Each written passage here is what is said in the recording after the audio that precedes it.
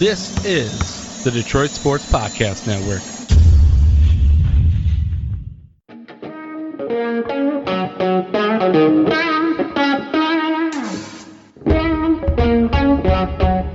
The biggest icon in podcasting.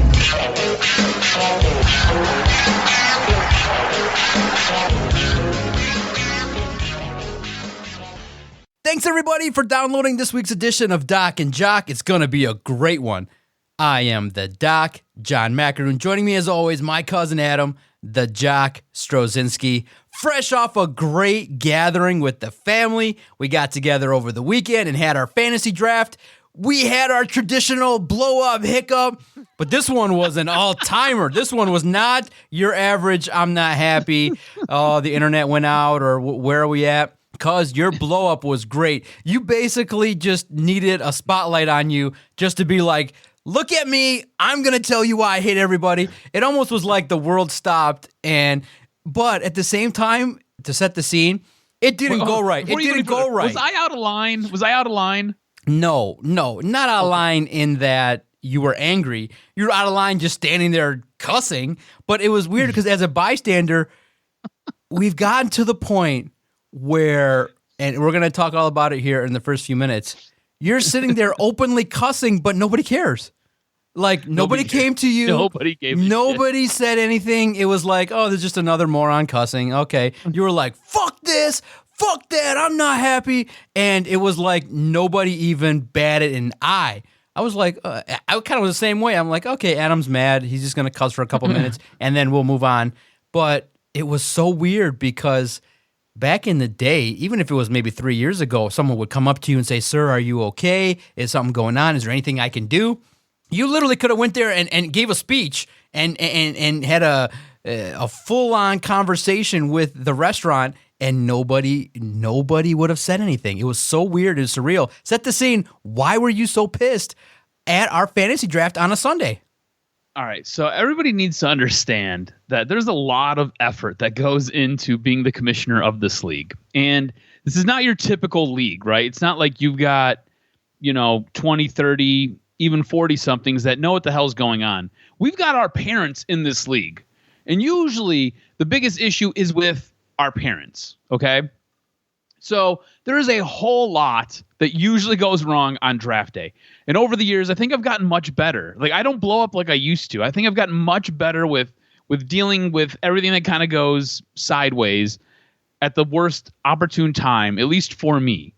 So I called ahead. I made plans at Buffalo Wild Wings because that was where our champion wanted the draft to take place. So in our league, if you're the champion, you get to pick where the draft takes place. So if you want to have it at your house, you can have it at your house. You want to have it at Buffalo Wild Wings, you can have it at Buffalo Wild Wings. If you want to have it on the moon, I will try my damnedest so we can have it on the moon. It's how it goes. You win the league, you get to pick where we draft next year. So he wanted to draft there. And the year prior, we drafted there, and we had a pretty decent setup. It didn't go as it was supposed to, but it wasn't horrible. It wasn't anything bad. This year, however, I showed up. I thought I was going to be the first one there, but you and your lovely wife were there ahead of me, as well as a couple of other guys who were there before me. And I got there about 15 minutes before our time, so I could kind of get everything situated for seating and run an extension cord, because I figured I was going to have to run an extension cord, make sure I had the surge protector so everybody could have an outlet to plug into. And I showed up, and you guys were sitting like in the middle of the bar area, and I was like, "Why are you guys there?" And first thing out of Andrea's mouth was like, "You're going to be so mad," and I was like, "Okay." And she's like, "This is it." And I was like, "What do you mean this is it?" She's like, "This is the spot." And when I tell you, it was basically a stand-up table, so there wasn't a lot of room for you to put your laptop. Wasn't a lot of room for you to put any magazines if you brought magazines, because we have guys who still show up with magazines even though we're doing everything online.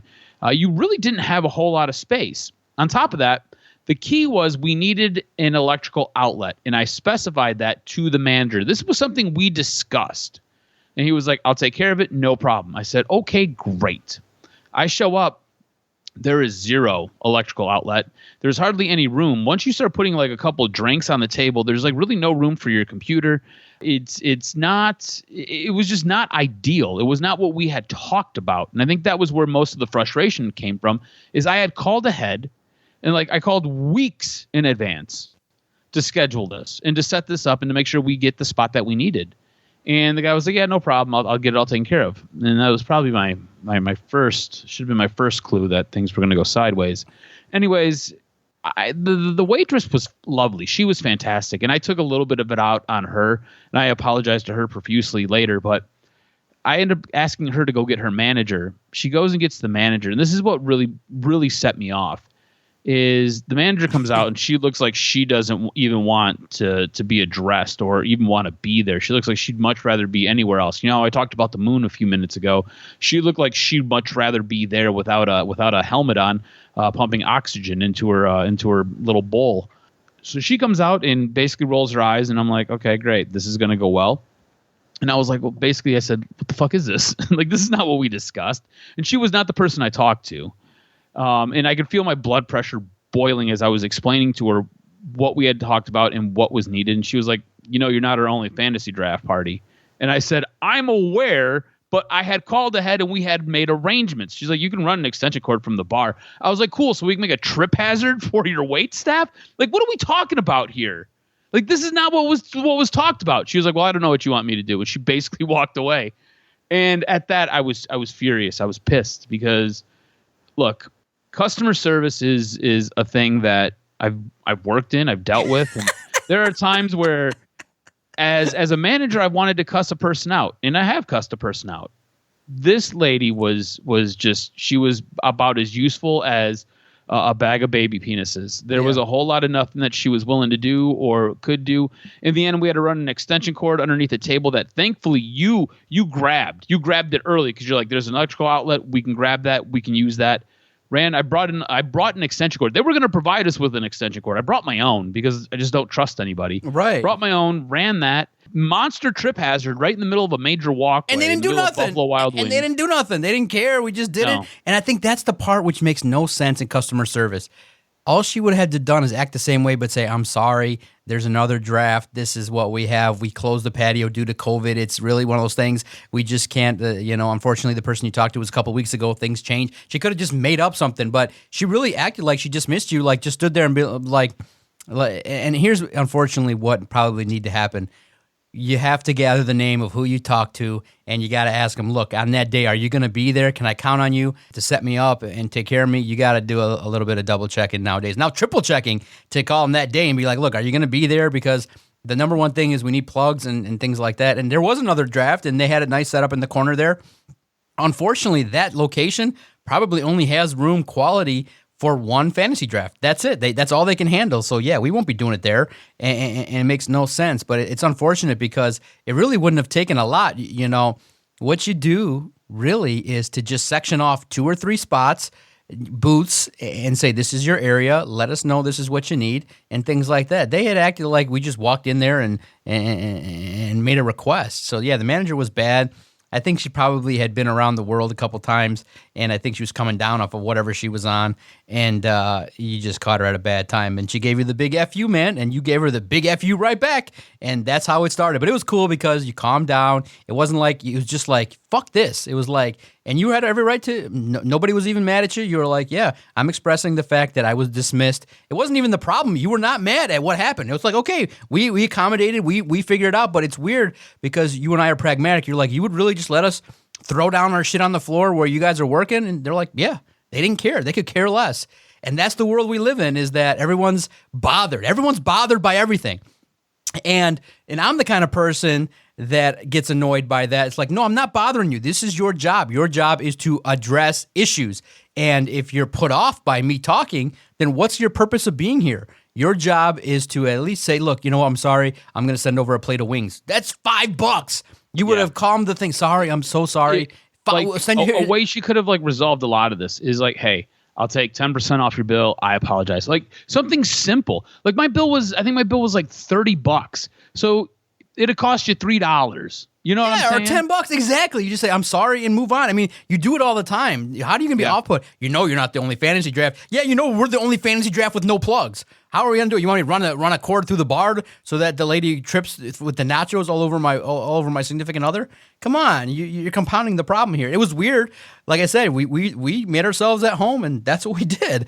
So it's not the best, I think, at restaurants. You got to have a patio. Maybe we'll try a different establishment next time. But we'll see. We'll see who wins it and what we want to do. Maybe we'll just do it again just to see if we get the same manager and try a different situation. But it was all in all, the way we've run it, boom, we had set a time a half hour ahead, and we get, because the thing that you were talking about in terms of challenges, we had issues just trying to get onto the draft, which was unique in and of itself, where people didn't know how to get onto the system.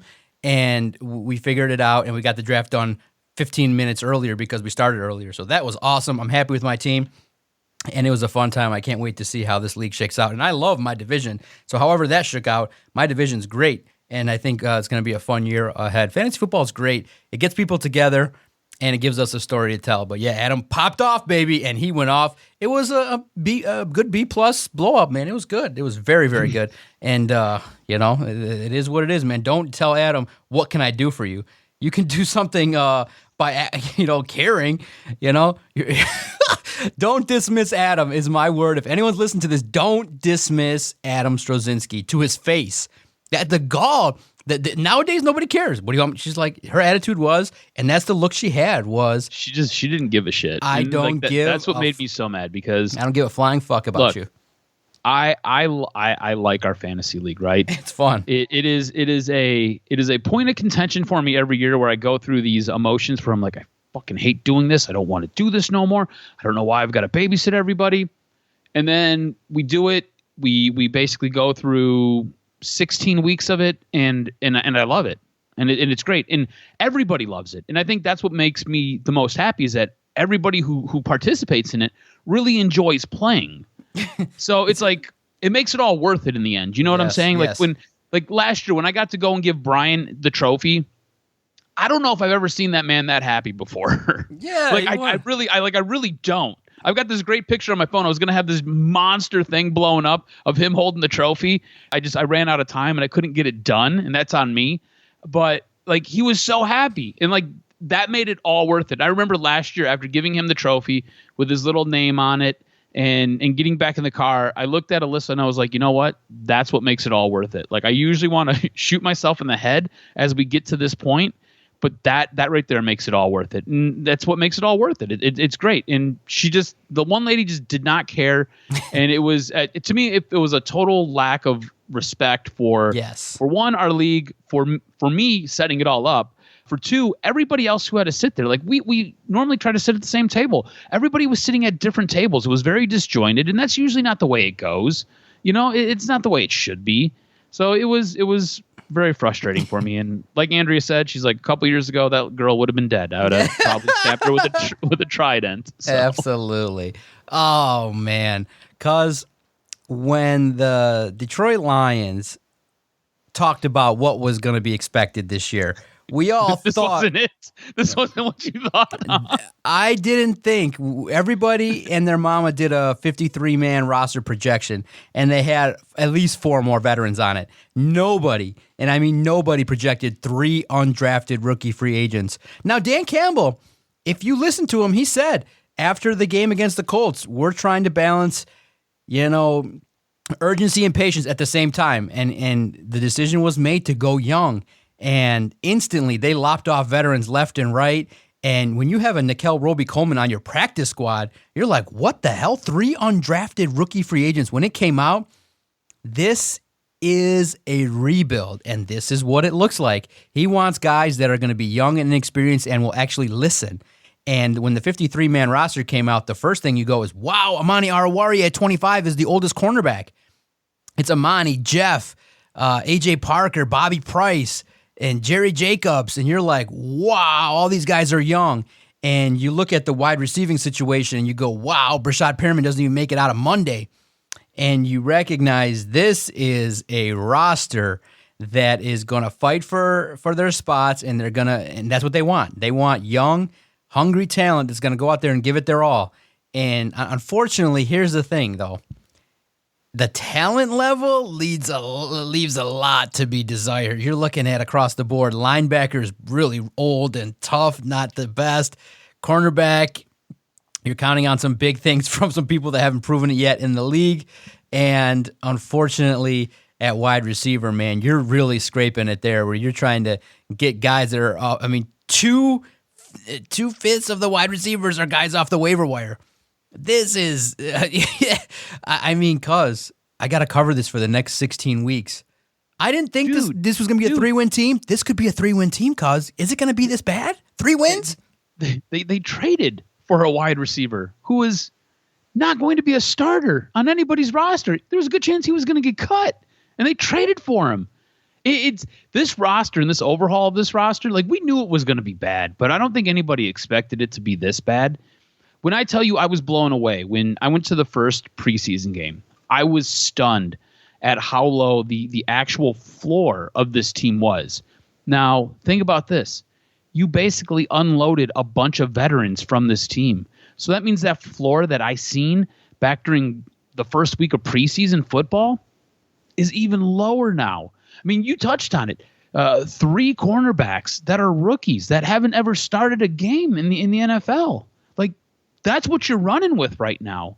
And on top of that, you've got guys who are I don't know if they're a third string player on any other roster in the league right now. Earlier this week, you sent me a message about, who is it? Was it Albert Breer who had the message about the Lions not having enough talent for other coaches to bother to basically watch them and scheme for them? Yeah, it was Jason Lockenfora, CBS Sports. Yeah, Lockenfora. Sorry. Like what does that tell you? That tells you where this team's at. This is. It's so bad, man. Like we used to have a drop on here where I would just be like, it's bad. This is bad. This is really bad, guys. Like this team, it is going to be rough. And I think most fans who understand what they're kind of looking at, what they're watching here, get it. But I don't think it's going to really set in until maybe that first or second week, maybe that third week of watching football. And you're watching this team continuously get drilled.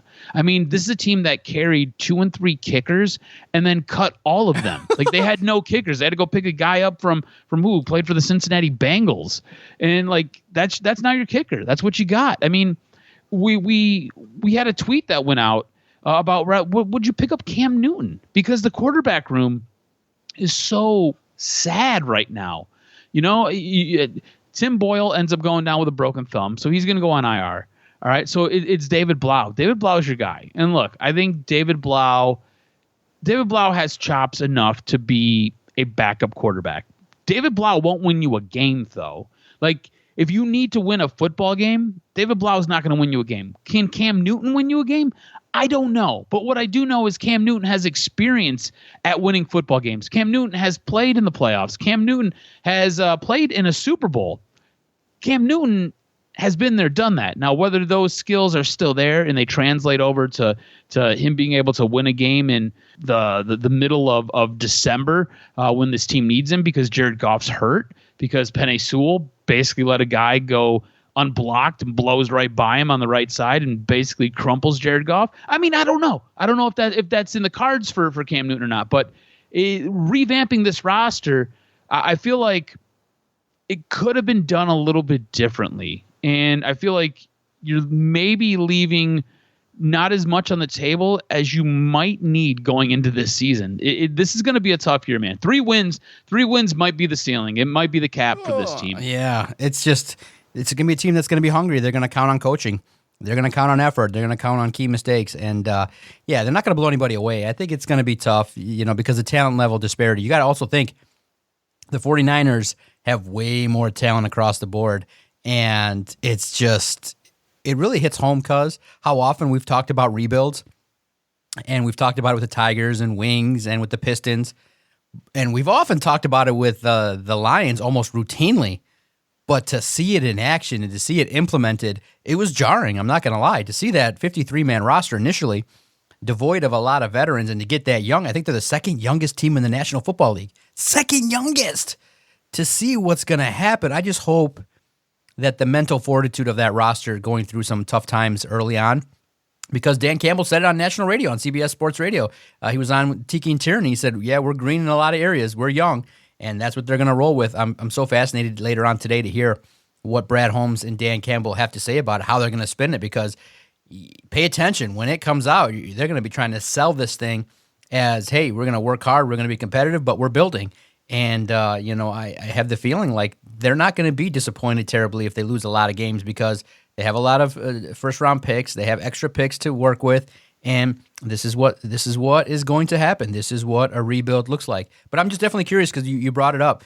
Were you upset at all they traded 2 picks? Because they're lower picks, a 5th and a 7th in next year's draft, but they get a 6th-rounder back. And remember, they can turn that around quickly. They can get those back. They have compensatory picks. They have the ability to maneuver around and adapt. So I don't mind it too much, but you could have even went without it. You really need do you really need a Trinity Benson on this roster? I think you could have even make an argument that just roll with what you had and just go with this Sage Surratt or a Javon McKinley and just roll with it. Are they really that much worse than a Trinity Benson? Yeah, he had a good preseason, but unfortunately he doesn't have a lot of live game action to show us what he's got. So you trade 2 draft picks for him?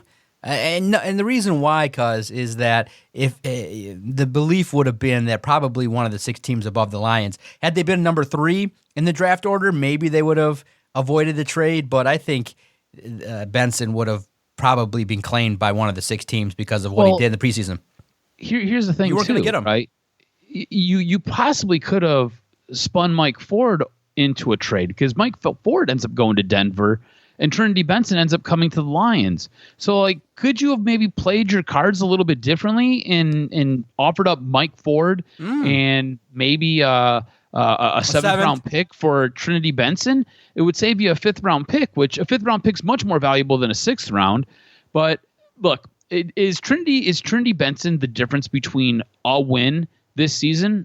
I don't think so. I don't think he's going to contribute to you winning one more game. And that being said, what you could have did with some of that draft capital the following year, that might help you win. Now, let's play this long. Let's play the long hand here. Maybe Trinity Benson turns out to be a Pro Bowl wide receiver. Probably not next year, right, but maybe 2 years down the road. And maybe he's that for the Lions. Maybe he is that foundational piece that Brad Holmes needs as far as wide receiver goes. I don't know. What I do know is Brad Holmes has watched him play a couple of times, and there was a reason that he was willing to give those draft picks up. A lot of stuff with this team, I'm kind of going with a wait-and-see approach. I don't want to crucify them. Would I have done this? Probably not. Does Brad Holmes know more than me? Yeah, absolutely. I'm going to wait. I'm going to trust Brad Holmes. I will say this. I'm not a huge fan of this move because I don't like giving up a 5th-round pick for a guy who's possibly a maybe, for a guy who is going to be on a practice squad, if anything. Otherwise, he was going to be cut, and then you would have had to try to pick him up off waivers. And even then, he probably would have been cut later on in the season because usually those guys end up going right to somebody's practice squad. So I don't necessarily like this move, but I'm not going to crush Brad Holmes for this. It's just, it makes me raise a bit of an eyebrow with the way that this team has been put together and the way that these things have been kind of constructed going into this first week of NFL action. It is really weird. Have you looked at I know you have, but look at the wide receiving core. Terrell Williams, Amon-Ra St. Brown, Khalif Raymond. I know you're high on him, but I'm not. Tom Kennedy, I like Tom Kennedy, and I told you he was going to make the roster, and he sure as shit made the roster, but it's Tom freaking Kennedy. He's a 5'10", 195-pound receiver. Basically, it is me running out there. That's what you got. The only difference is the dude is approximately 10 years younger than me, maybe 12. You got Kadarrell Hodge. Now, Kadarrell Hodge, he's interesting to me, okay? Yeah. Because he was a former Ram. Obviously, Brad Holmes had a bit of insight with him. I think he might have also been a former Brown. So the front office has ties to him. So it'll be interesting to see what happens. Quintez Cephas, that's your another wide receiver. Trinity Benson, these are your wide receivers. Is there a number 1 in this group? No. No. Is there a number 2 in this group? I don't think so. No. There's a lot of number 3s here and probably number 4s. Yeah. I don't see a look, and I'm not trying to be mean, but I don't see a ton of talent with this wide receiving core. Yeah. And that has to make you concerned. Hand it off to Swift, hand it off to Williams, and toss it to TJ Hawkinson, and pray that you can get some yards, and pray that offensive line is the real strength of the team. The wide receivers, just don't drop the ball. That's just your job. Block when I need you to. Don't drop the ball. And when your number's called, just make the catch. Just don't drop the football. And like you said, it's going to continue to be competitive. They're going younger. And unfortunately, yeah, the argument could have been made that you could have addressed it more in the draft. You went with Amon-Ra St. Brown. And that's what they're doing, is they're looking at grit over talent right now. Eventually speaking, they got to go out and get talent, but they're not there yet. Does that win you games? Like, I don't know if grit wins you games. That's what we're gonna see. That's what they're calling. That. Let's just see if they're competitive. Let's just see if they can keep games within 7 points with this model. That's what they're doing. They're counting on Dan Campbell and his ability to get guys to play and get guys to rally for him and to play hard. Because there is some talent. You just got to maximize it across the board. Because the surprises are obviously that. You went with 3 undrafted free agent cornerbacks. You moved on from a Corn Elder. You moved on from a Nickel Roby-Coleman, who I thought maybe would have had a chance to at least get in the nickel spot. And the big surprise, like you said, is Mike Ford. I think that you looked at it and you can see the reason why. Ford was given the opportunity to go outside, and it didn't exactly go the right way. And then when you have a guy like A.J. Parker and Jerry Jacobs who can go outside and be a little bit more versatile, that's what they went with. And they went with guys that can also have the ability to play on special teams. Dan Campbell's been open. He said that there's going to be guys that you think are here that are not going to be here. And they looked at guys that they can put in different spots, and this is what they're going to do. They're going to count on Aubrey Pleasant and Aaron Glenn to develop talent.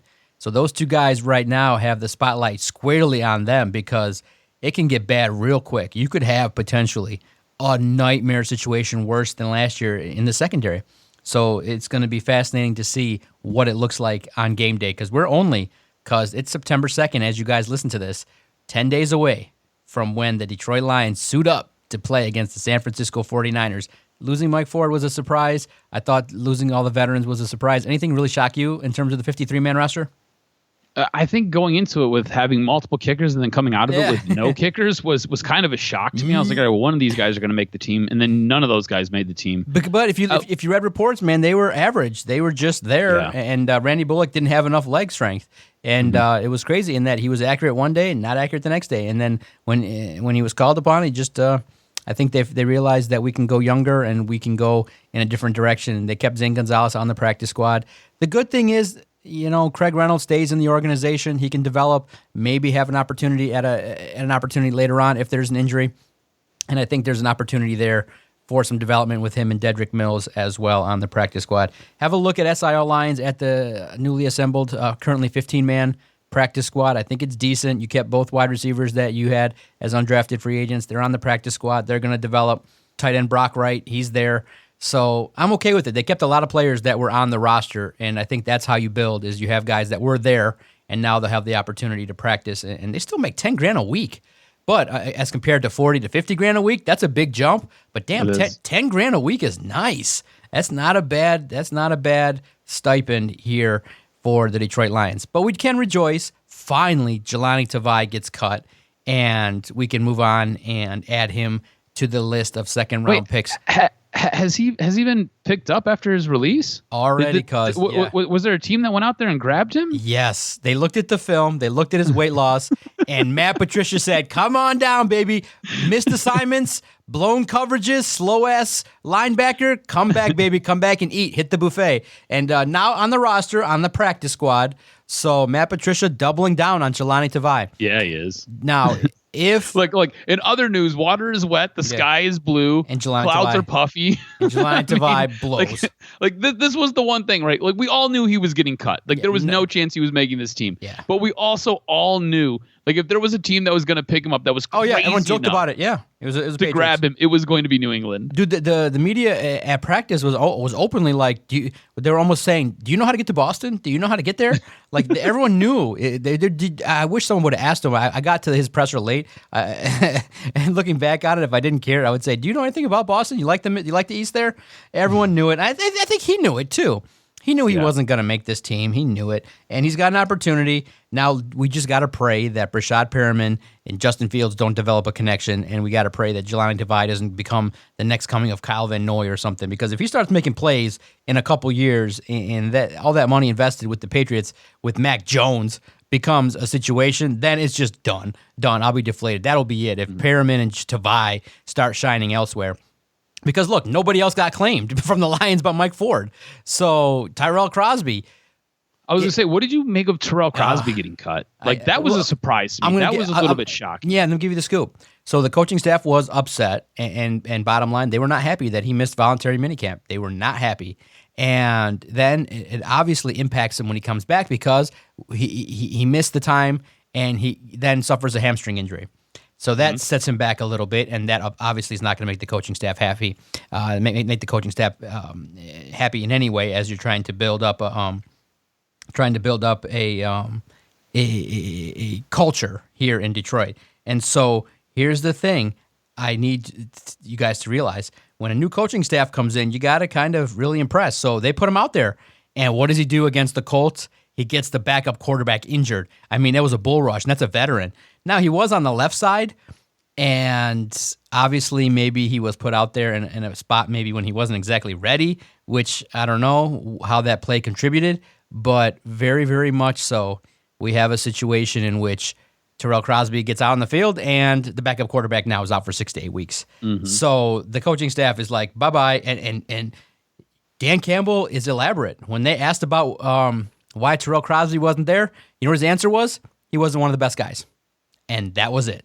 And it was cold as ice. So Tyrell Crosby soured with that coaching staff pretty quickly. And I think it was mutual. I mean, when Tyrell Crosby hears his name in trade rumors, he's like, you drafted Panay.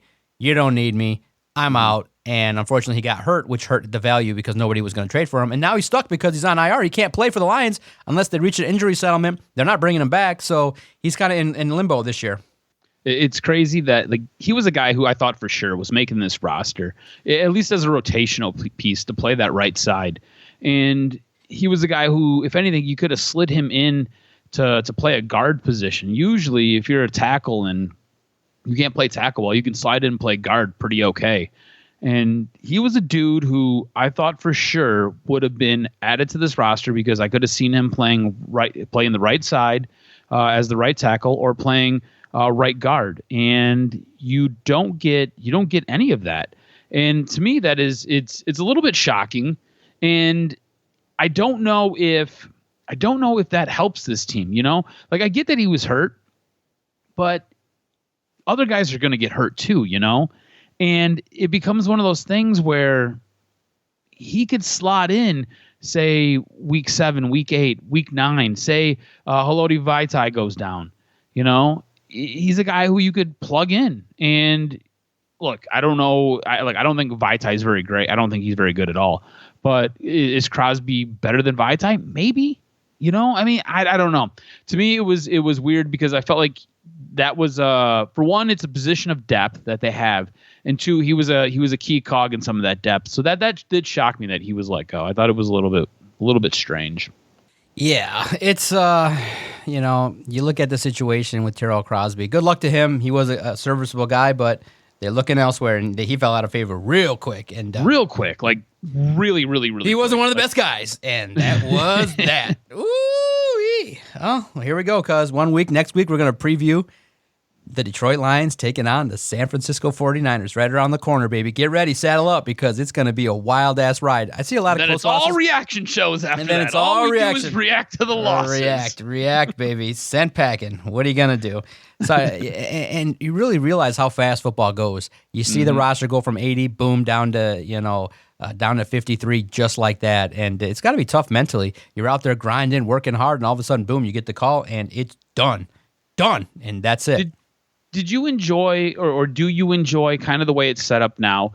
Like, there's not like this mass exodus. Usually the kind of I like the three-prong setup. It made it easier, yes. And the way the Lions did it was perfect. They released a little bit at a time and then one foul swoop. They just, everything, the way the Lions have been doing things besides the constant changing of the schedule has been great. I can't complain about it. It gives you time to kind of prepare and get your bearings under you in terms of getting out the information. And it's been amazing. And credit to everybody that read SIO lines, listen to the podcast and everything like that. You're consuming it, you love it, and that's why we do it. You're reading the primers, you're reading the information, and it's just it's a fun gig to do. And hell, even stories that are a little bit outlandish by columnists get read, and it's fun. So it's a fun time. It's the best sport to cover, and I'm enjoying the ride as much as possible. You know what fans are not gonna enjoy? I think fans in town are gonna not enjoy football this fall, especially with the Lions struggling and with college football. Has this been the least amount of buzz I think I've ever seen in regards to college football? It's kind of like, yeah, Michigan State probably is going to go 6-6, 7-5, and Michigan's going to go 8-4 and do their thing and get their ass kicked by Ohio State. And let's look at next year. That's kind of been the reaction I've seen across the board. And it's like, wow, everybody's just kind of like, yeah, it's going to happen.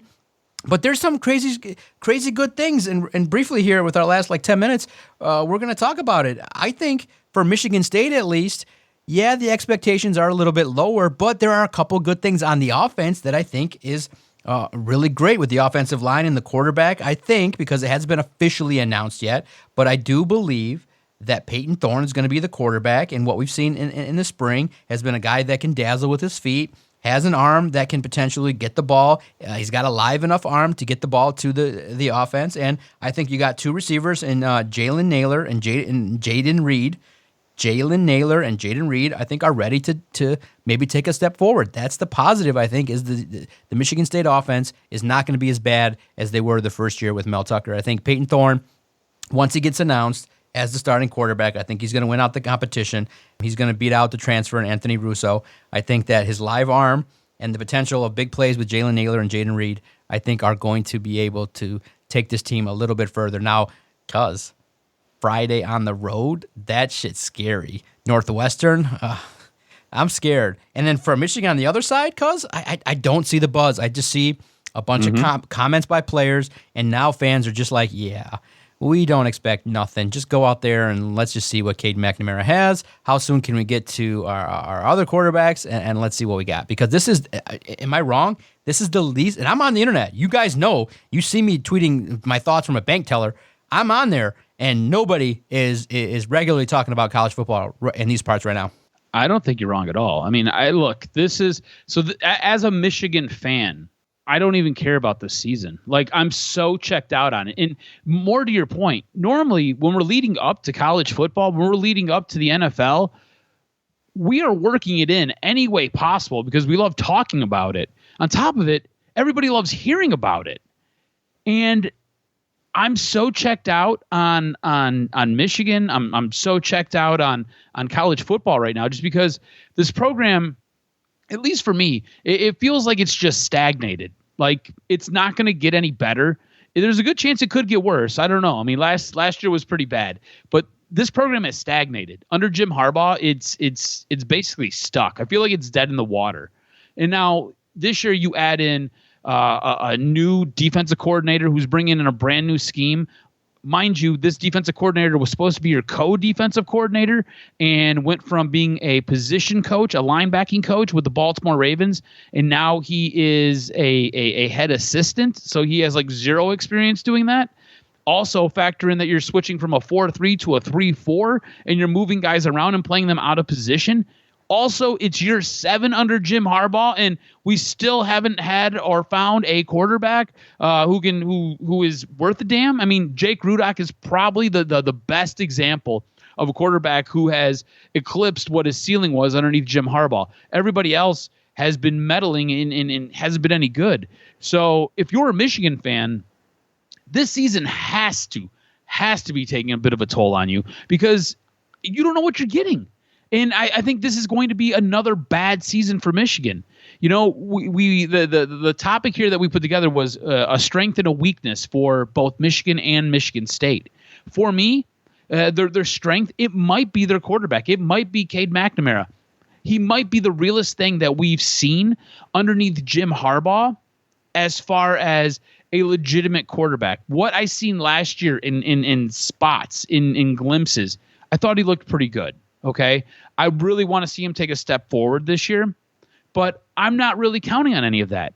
As far as weaknesses go, I think this coaching staff's a monster weakness. I think Jim Harbaugh is probably one of the biggest weaknesses. And then you add in all the changing pieces on this defense. Usually the defense is a part that can help pick up what has not been a very good offense. And I don't know if you get that. I don't know if that happens. Aiden Hutchinson is a guy who could be a defensive player of the year, could be a Buckus Award winner, but I don't know because he's playing out of position. He's had to learn how to play a different position, play a different role on this team than he's played previous. So I don't know. For me, it's a huge question mark. And then for MSU, I think their biggest strength is probably their head coach. I think Mel Tucker has come in and done a fantastic job in some of the most dire of situations. If I told you there was a head coach who is going to what is perceived as the number 2 university in the state, okay, and he's going to go do it in the middle of a pandemic, and he's going to do it on a shortened recruiting season because he basically took over after recruiting season was done for a guy who basically checked out and waved the white flag. And let's just be honest, Mark D'Antonio just stopped recruiting. He just stopped caring at some point. Mel Tucker steps in and he goes to what is perceived as the number 1 university in their house, beats them, and then turns around and after jettisoning a bunch of players and working the transfer portal, he has completely rehauled and revamped this entire team. And I feel like this team is poised for greatness. I feel like this team is situated itself in such a way that it probably won't happen this year. This year, I think if you're a Michigan State fan, 6 wins, maybe 7 wins. If you can win 8 wins, you're going to take it all day. Because of everything I just said. Mel Tucker basically had to do something that no other head coach has had to do. And it's arduous, man. It is tough. This team, year 3 under Mel Tucker, I think it takes monster steps forward, and I think it's in such a good spot right now. And then I think for them, for their weaknesses, it might be quarterback. You don't know what you got. You got a guy out of the transfer portal who came from Temple, and then you've got you've got a guy who we don't really know. Like there's just a bunch of question marks for Michigan State's quarterback right now. That being said, I don't think that what you've got going on as far as your quarterback situation, I don't think it's bad. I just think it's a bunch of question marks because you don't know what you have. Yeah. So I think both these teams are eerily similar, but they are 180 degrees in different directions. I think their strengths and their weaknesses are very similar, but one strength is another one's weakness, and another one's strength is the other one's weakness. It's going to be a fascinating watch to see how the teams progress and the storylines that emerge. I can't wait to see Michigan State whoop that ass at home, hopefully against Michigan. That's all anybody wants to see. And really for Jim Harbaugh, it's what does this new coaching staff bring to the table? What's going to happen at the quarterback spot? Can Aiden Hutchinson, did he make the right call? And you look at it and you say, man, times are tough in college football in these parts, but I think within the realm of what we're going to expect and see, there's going to be some interesting things to pay attention to. Like I said, I see mediocrity across the board, and then Ohio State is just going to dominate because you see what they got. Oh, my God. I think that they're going to play an unbelievable brand of football in the Big Ten, and it's unfortunate. We'll see how it eventually shakes out. Hopefully some teams step up and provide Ohio State some level of competition because Ryan Day, he's got everything rolling, and they're Alabama style right now. They just churn over 5 stars, and the guys leave, and boom, you lose Justin Fields, and boom, the next guy comes up, and he handles his business. So we shall see how this progresses in college football, but I think we're going to expect pain across the board in football. But we just got to look at individual storylines, look at how players are going to develop, what happens across the board, and that's what it's going to be. But on the pro level, get ready, because we're going to just be looking at development of Penei Sewell, concern level there. We'll definitely break it down, put that down in the notes for next time. How concerned are you with Penei Sewell? Because we've talked about it, but it's serious. You're facing the San Francisco 49ers defense. They're not going to, every single defensive end is going to be chomping at the bit to play Penei Sewell and to make a name for themselves, because everyone knows that people are going to be watching Penei and his transition over to right tackle. So great podcast. Make sure you follow Adam on Twitter at AdamRSTROZ. Follow the network at Detroit Podcast. Anything at all that you've liked or disliked, feel free message. We read everything. We interact. Detroit Sports' most interactive social media account is Detroit Sports Podcast. We thank you very much. And cuz, keep it real. Always be you. You did great. You represented. You're a great fantasy commissioner. Definitely. That's the mark of a great league, is when it can take a year off and everybody comes back even after you dipped out for 12 months. Great stuff. Sorry about that. No, sorry about that. It was all good. You had to take a detour for some reason. I don't know if you were into some Brazilian steakhouses or some nonsense like that. I'm not sure. Yeah. I was trying to save a marriage, but I probably made it worse. In the long run, I might be better for it. So, Good stuff. All you got to do, listen to your favorite spot. Anywhere you listen to podcasts, type in Detroit Sports Podcast. The hijinks and hilarity continues every Thursday on Doc and Jock.